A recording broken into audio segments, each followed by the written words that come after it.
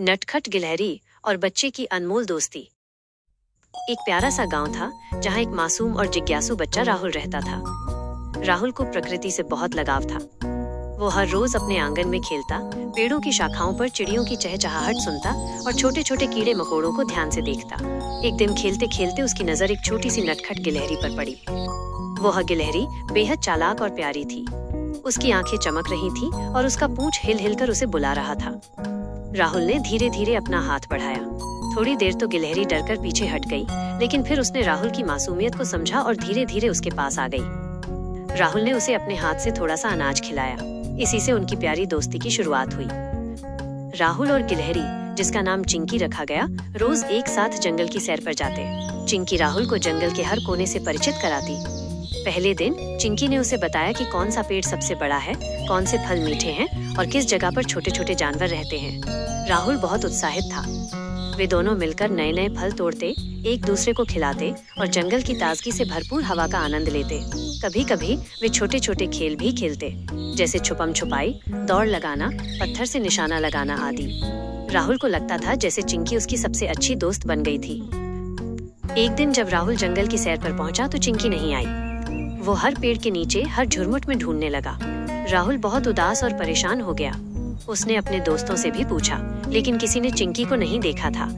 दिन बीतते गए पर चिंकी नहीं मिली। राहुल ने बहुत चिंता की। उसकी आंखों में आंसू आ गए। उसने मन बना लिया कि वो चिंकी को हर हाल में ढूंढेगा। अंततः उसने अपनी माँ से मदद मांगी। उसकी माँ ने भी उसकी चिंता देख डॉक्टर से सलाह ली। डॉक्टर ने बताया कि चिंकी की तबीयत खराब हो गई है, शायद उसे कोई संक्रमण हो गया है और उसे तुरंत इलाज की जरूरत है। राहुल अपनी माँ के साथ चिंकी को ढूंढने जंगल गया।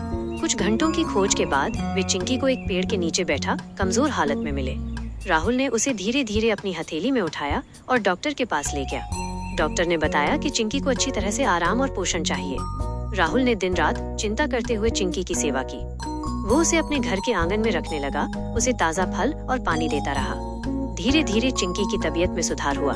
उसकी आंखों में फिर से चमक आने लगी। कुछ हफ्तों बाद चिंकी पूरी तरह स्वस्थ हो गई। राहुल और चिंकी फिर से साथ साथ जंगल की सैर पर निकल पड़े। अब उनका बंधन और भी मजबूत हो चुका था। वे दोनों मिलकर नए नए खेल खेलते, पुराने गीत गाते और नए फल ढूंढते। राहुल ने चिंकी के लिए एक छोटा सा झूला भी बनवाया ताकि चिंकी आराम से बैठ सके। दोनों हंसी खुशी जंगल में मस्ती करते, मिलकर नदियों के किनारे बैठते और प्रकृति के अद्भुत दृश्य का आनंद लेते। गांव के लोग भी अब राहुल और चिंकी की दोस्ती की कहानी सुनकर बहुत प्रभावित होते।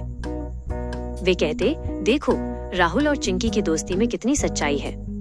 ये हमें भी सिखाती है कि बिना भेदभाव के हर प्राणी के साथ प्रेम से पेश आना चाहिए। राहुल और चिंकी की दोस्ती गांव की सबसे प्यारी कहानी बन गई।